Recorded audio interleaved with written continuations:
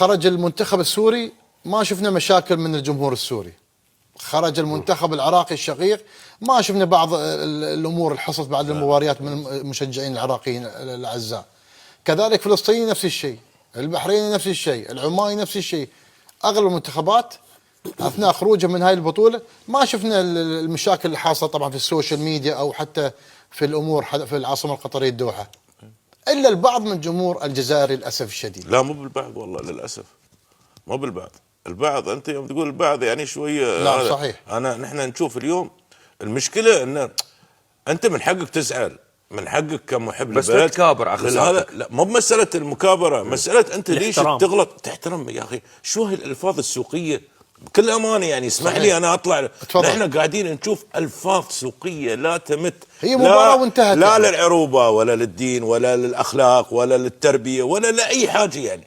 شو هاي الالفاظ السوقيه هذه اللي قاعدين نحن نقراها والاسر؟ يا اخي اليوم عالم الفضاء اليوم منتشر في كل الصغير يشوفه والكبير والمراه والرجل يا اخي ياسين نشوف امور صراحه حتى الالفاظ ابو احمد. انا اقول لك نعم. هذا قدر ما هو مسيء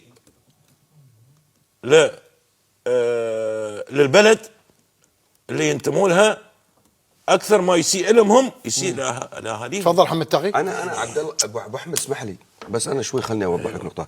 انا ما اختلف على، خلينا نقول البعض ليش؟ لان هناك من الشعب الجزائري يستحق الاحترام والتقدير.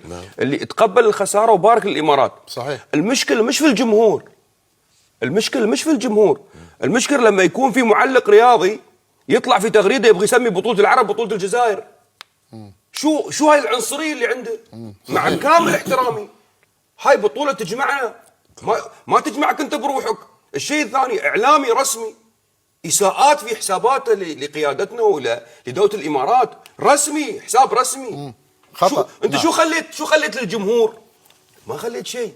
لذلك انا اقول لك يا الشيء اللي يجمعنا نحن في كرة القدم يجمعنا ما يفرقنا بالضبط. لكن انا اتكلم الان عن طبقة اعلامية. نعم.